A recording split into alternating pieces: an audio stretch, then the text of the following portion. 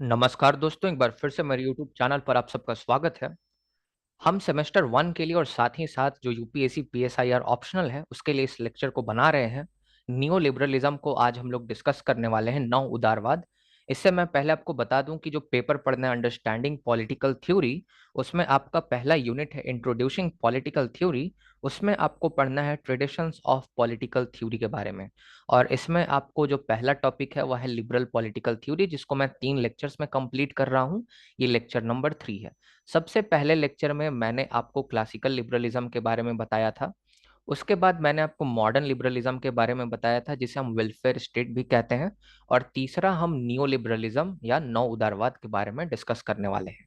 मैंने आपको classical liberalism के बारे में बताया था कि क्लासिकल लिबरलिज्म के जितने भी आपके चिंतक थे, थिंकर्स थे, जैसे एडम स्मिथ हो गए, जॉन लॉक हो गए और तमाम जो भी थिंकर्स थे, कहते थे कि राज्य को, स्टेट को कम से कम इंटरफेयर करना चाहिए, हस्तक्षेप करना चाहिए एक व्यक्ति के जीवन में। ये क्लासिकल लिबरलिज्म का क्रक्स था। और मैंने आपको बहुत सारी चीजें बताई थी कि व्यूज ऑन सोसाइटी क्या है, व्यूज ऑन इंडिविजुअल क्या है, व्यूज ऑन रेशनैलिटी क्या है। तो मैंने बहुत सारी चीजें आपको बताई थी उसमें, तो उस लेक्चर को आप देख सकते हैं। जो नियो लिबरलिज्म जो है ना, that is the revival of classical liberalism. अब वेलफेयर स्टेट आने से देखिए प्रॉब्लम क्या हो गया था। क्लासिकल लिबरलिज्म की अपनी कुछ समस्याएं थी। कुछ ही लोगों का मोनोपोली हो गया था, एक्सप्लॉयटेशन हो रहा था लेबर्स का। मैंने आपको मॉडर्न लिबरलिज्म वाले लेक्चर में बताया है। तो इससे वेलफेयर स्टेट का कॉन्सेप्ट आता है, कल्याणकारी राज्य का कॉन्सेप्ट आता है। लेकिन कल्याणकारी राज्य जो है उसका खर्चा बहुत ज्यादा होता है, क्योंकि आप अगर लोगों के सभी हितों का ख्याल रखेंगे, दाना पानी का ख्याल रखेंगे, तो आपका खर्च तो बढ़ेगा ही।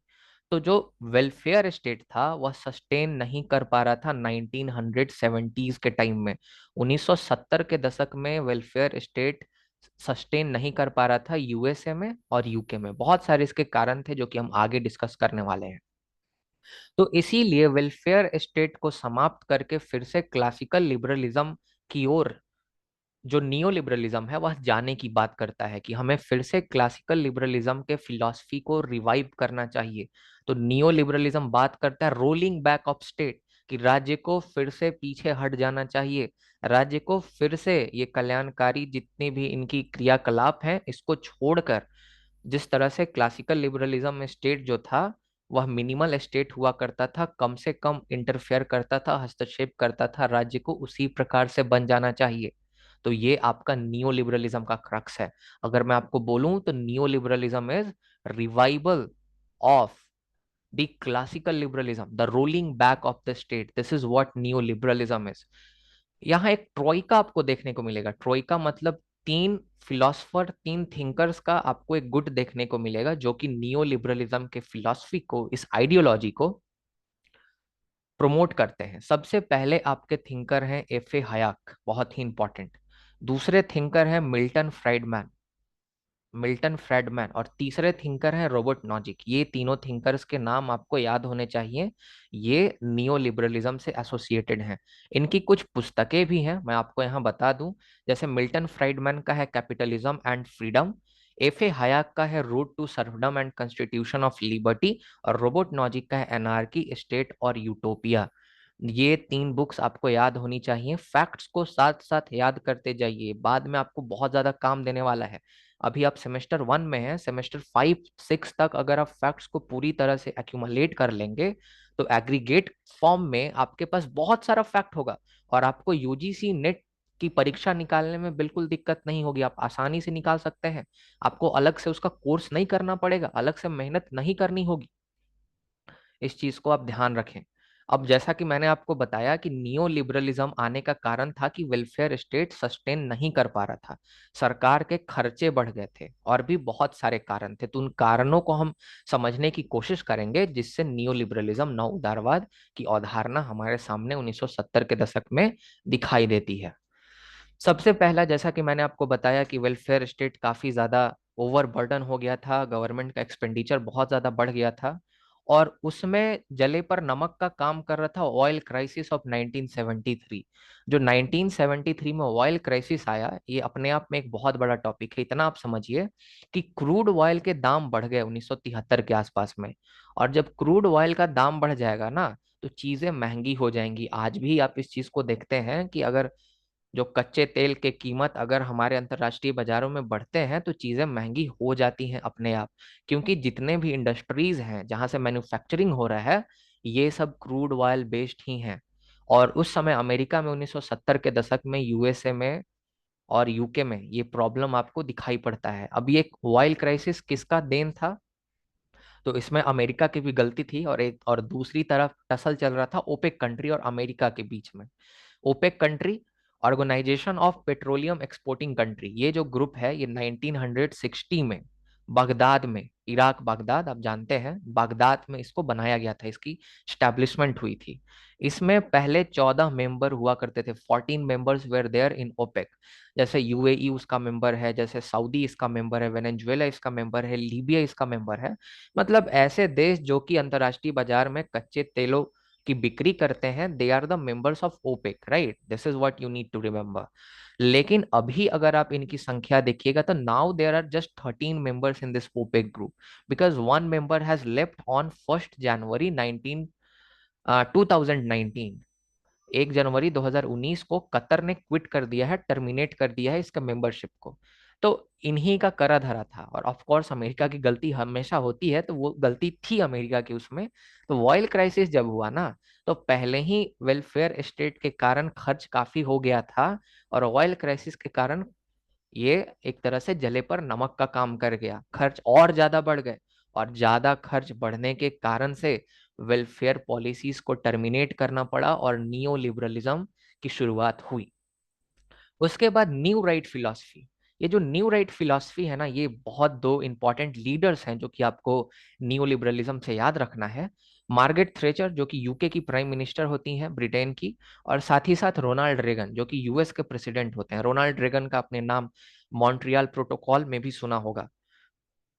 मार्गरेट थ्रेचर का भी काफी बड़ा योगदान होता है मॉन्ट्रियल प्रोटोकॉल 1987, जो कि ओडीएस को कम करने के लिए लाया गया था। ये आप सेमेस्टर 4 में आप इसके बारे में पढ़ेंगे। ओडीएस मतलब ओजोन डिप्लीटिंग सब्सटेंसेस, जिससे ओजोन का जो परत है वो कम होते जा रहा था। तो ये जो न्यू राइट फिलॉसफी है ना, इसका ये मानना था कि हमें लोगों को जो है हैंडीकैप नहीं बनाना है, उनको ज्यादा ज्यादा सहायता करके। अगर लोगों में क्षमता अगर डेवलप करना है तो हमें उन्हें सेल्फ रिलायंट बनाना होगा, आत्मनिर्भर बनाना होगा। अगर सब फ्रीबीज दे देंगे, अगर हम लोग सब चीज फ्री में ही बांट देंगे, भोजन से लेकर सब कुछ, तो प्रॉब्लम हो जाएगी। तो ये जो सोशल असिस्टेंस था ना, ये जो आपकी सामाजिक सहायता थी जो राज्य के द्वारा दी जाती थी, ये सामाजिक सहायता जो है इसको कम कर दिया गया। और ब्यूरोक्रेसी के रोल को भी बहुत ज्यादा कम कर दिया गया, मिनिमल रोल ऑफ स्टेट रह गया। और जब मिनिमल रोल ऑफ स्टेट आएगा, that is what classical liberalism was. And neo liberalism is the new manifestation of classical liberalism, right? The neo liberalism manifested in new phase, that is the आप समझ रहे हैं मैं क्या बोल रहा हूँ, कि क्लासिकल लिबरलिज्म का ही एक नया रूप आपको देखने को मिलता है, नियो लिबरलिज्म एक नया मैनिफेस्टेशन है। तो ये चीज आपको ध्यान में रखना है। उसके बाद पब्लिक चॉइस अप्रोच, इसी टाइम पीरियड में आप देखेंगे तो एक आपका अप्रोच आता है जिसे हम पब्लिक चॉइस अप्रोच कहते हैं। इसे इकोनॉमिक्स से लिया जाता है, जैसे तुलक, फिर बुचानन, फिर निस्कानन, ये सब कुछ कुछ आपके थिंकर्स हैं जिन्होंने इसको प्रोपाउंड किया था। ये आपका ये बोलता है, ये अप्रोच का ये मानना है कि जितने भी आपके ह्यूमन बींग्स हैं, दे आर सेल्फ इंटरेस्टेड। वह जो है सेल्फ इंटरेस्टेड हैं, स्वहित के बारे में ज्यादा सोचते हैं, और वह अपना हमेशा and they are utility maximiser. वह अपना लाभ ज्यादा से ज्यादा बढ़ाना चाहते हैं, और अपने लाभ को बढ़ाने के चक्कर में जितने भी ब्यूरोक्रेट्स और लीडर्स जो हैं सरकार में, वह जानकर सरकार के बजट को बढ़ा देते हैं। अब जान के सरकार के बजट को इसलिए बढ़ाते हैं क्योंकि कुछ जो आपका पैसा है वह उनके जेब में भी जाएगा।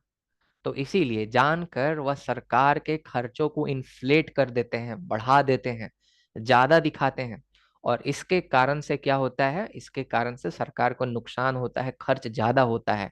इसीलिए एक नया आपका पैराडाइम का जरूरत था, एक नया पैराडाइम लाने की आवश्यकता थी। और इसीलिए गवर्नमेंट को रीमॉडलिंग करने की आवश्यकता थी, कंपटीशन और इफिशिएंसी के कॉन्सेप्ट्स पर, जहां आपका कंपटीशन हो और साथ ही साथ क्षमता हो, क्षमतावान हो जो हमारी सरकारें हो। और इसके लिए नियो लिबरलिज्म को लाया गया, क्योंकि नियो लिबरलिज्म को जो है इसको लाने से जो स्टेट का खर्च था वह बचता, और जो भागीदारी थी जो सरकारी लोगों की वह कम होती है ना। तो इसीलिए इससे फायदा होता, इससे जो इन्फ्लेशन करने का बजट को इनको मौका मिलता था, ये जो बैठे हुए हैं सरकार में बाबू लोग ये नहीं कर पाते। तो ये पब्लिक चॉइस अप्रोच आने से हमें नियो लिबरलिज्म को एक कैटलिस्ट के जैसा काम करने को मिलता है। आपको इसको भी ध्यान रखना है कि पब्लिक चॉइस अप्रोच जो है एक तरह से इन्फ्लुएंस करता है कि नियो लिबरलिज्म आना चाहिए। उसके बाद तीन एलिमेंट है नियो लिबरलिज्म के, जहां जहां नियो लिबरलिज्म की पॉलिसी को अडॉप्ट किया गया, इस आइडियोलॉजी को अडॉप्ट किया गया, तीन चीजें जो हैं आपको जरूर देखने को मिलेगा। LPG के नाम से हम इसको जानते हैं, लिबरलाइजेशन, प्राइवेटाइजेशन एंड ग्लोबलाइजेशन। हमारे यहाँ 1991 में नियो लिबरलिज्म की जो पॉलिसी है, मनमोहन सिंह जो रहते हैं फिनांस मिनिस्टर उस टाइम, इनके अंतर्गत आती है, PV नरसिम्हा राव के टाइम में।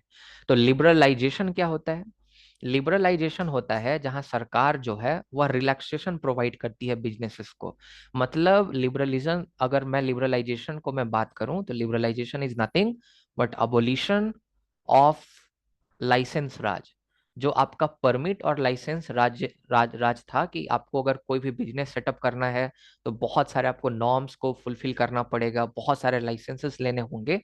तो इस चीज को कम किया गया, जो गवर्नमेंट का कंट्रोल था आपका इकोनॉमिक सेक्टर, इकोनॉमिक एक्टिविटी में, उसको कम किया गया, ताकि जो इफिशियंसी है वह बढ़े, जो आपका इकोनॉमिक इंडस्ट्रीज है उनका। ओके, साथ ही साथ टैक्सेस भी कम किए गए। टैक्सेस इसलिए कम किए गए ताकि जो आपका इंसेंटिव है लोगों का बढ़े, लोगों के अंदर में ये कम से कम हो कि चलो टैक्सेस कम देना पड़ेगा, ज्यादा से ज्यादा हम जो है इससे अर्न कर सकते हैं, प्रॉफिट बना सकते हैं। तो ये लिबरलाइजेशन है, आपको पहले से ऑलरेडी पता है।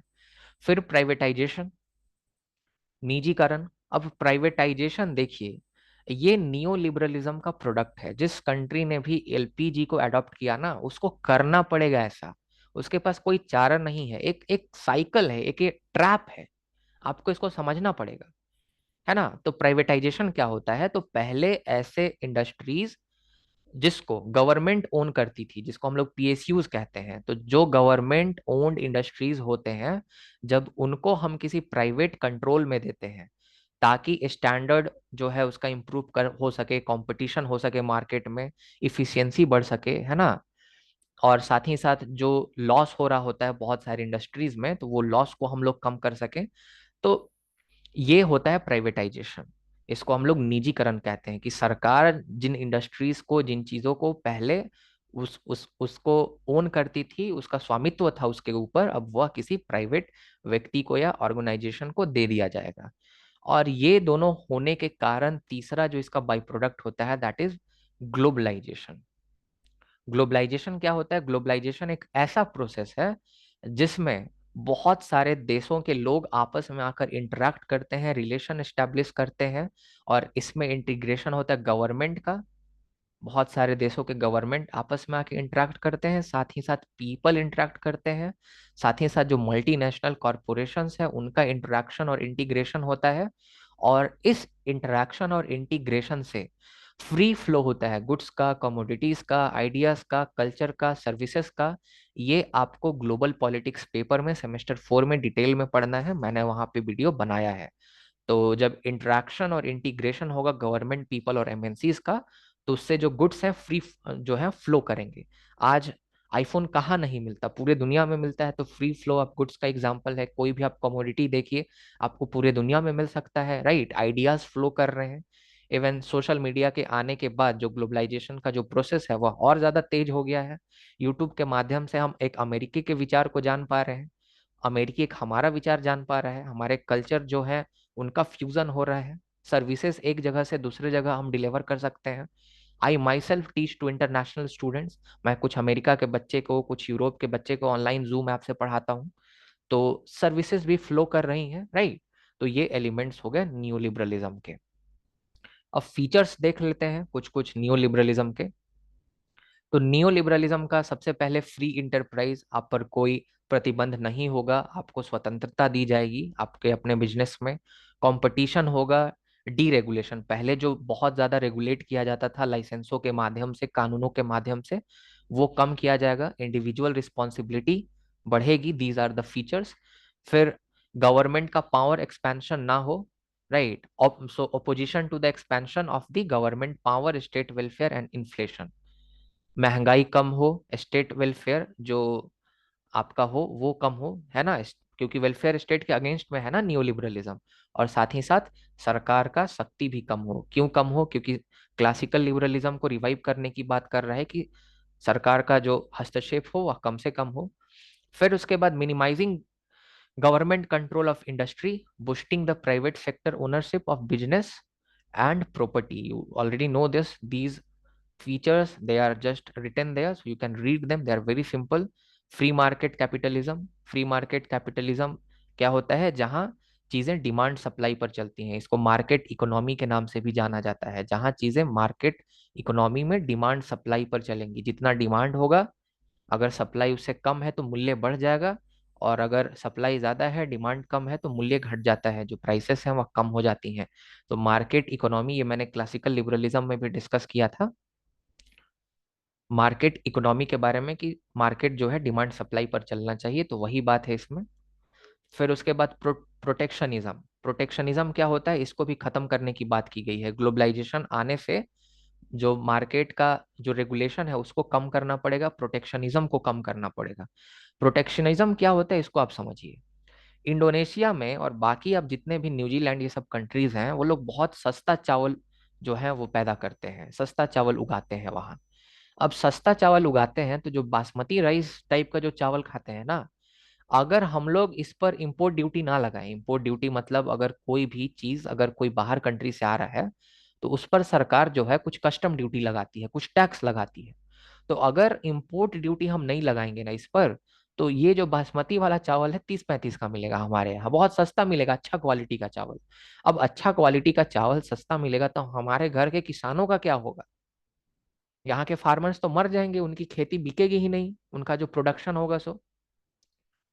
अब इसके लिए सरकारें क्या करती है कि टैक्स लगा देती है। किसी किसी वस्तु पर तो 100% तक टैक्स लगाया जाता है। फॉर एग्जाम्पल, अगर इसे मैं अगर 100% टैक्स लगा दूं, इंपोर्ट ड्यूटी लगा दूं इस पे, तो ये चीज 70 रुपए की मिलेगी।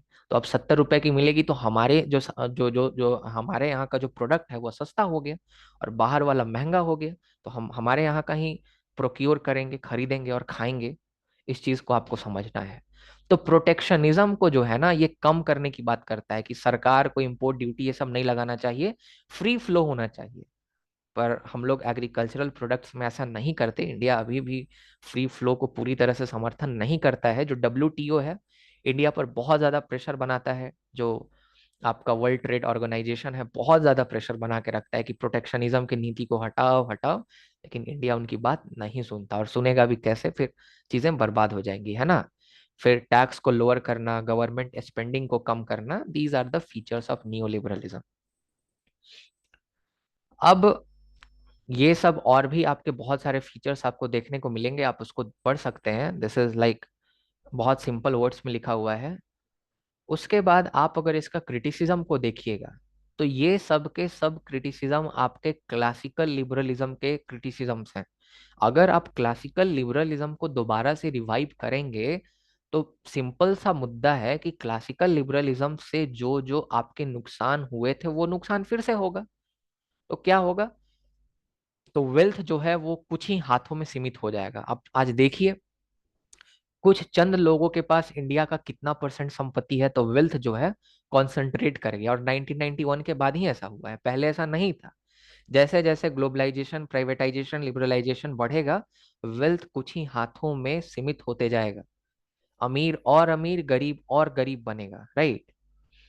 उसके बाद मोनोपोली हो जाएगा ट्रेड में, कुछ ही लोगों का, कुछ ही 2-3 लोग मिलकर उसको पूरा मार्केट को कंट्रोल करेंगे। जो आम जनता होगी उनका डिप्राइवेशन होगा, उनको एक्सप्लॉइट किया जाएगा, नॉर्मल लेबर को एक्सप्लॉइट किया जाएगा। और सही मायनों में जो स्वतंत्रता है वह समाप्त हो जाएगी। कहने के लिए अगर आपके पास स्वतंत्रता है, लेकिन आप उस स्वतंत्रता के माध्यम से कोई डिग्निटी प्राप्त नहीं कर रहे हैं, तो वो स्वतंत्रता किस काम की? आपके पास स्वतंत्रता है कि आप जाकर हार्वर्ड में भी पढ़ सकते हैं, लेकिन आप पढ़ पाएंगे? आपके पास पैसे हैं उतने?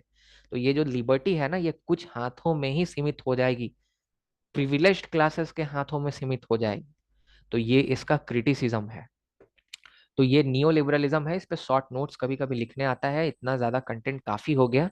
तो तीनों लेक्चर को अगर आप कर लेंगे, क्लासिकल लिबरलिज्म, मॉडर्न लिबरलिज्म जिसको वेलफेयर स्टेट कहते हैं, और नियो लिबरलिज्म, तो आपका यूपीएससी तक का बहुत ज़्यादा कॉन्सेप्ट आपका क्लियर हो जाएगा। आप अगर पीएसआईआर अगर बाद में करते हैं तो आपको आसानी होगी चीज़ों को समझने में। Okay, so have a nice day. और चैनल को प्लीज सब्सक्राइब करके जाएं, बहुत मेहनत लगता है लेक्चर्स बनाने में। और हम लोग सीयूईटी के बैच को स्टार्ट करने वाले हैं, सीयूईटी पीजी के बैच को। अगर आप सीयूईटी पीजी के बैच को अगर ज्वाइन करना चाहते हैं तो आप बिल्कुल ज्वाइन कर सकते हैं। या अगर आपके कुछ अगर बड़े भैया हैं जो कि आपसे सीनियर हैं सेमेस्टर 5 6 में, अगर वे ज्वाइन करना चाहते हैं तो they can join. So have a nice day, और पढ़ते रहिए, पढ़ो तो ऐसे के साथ।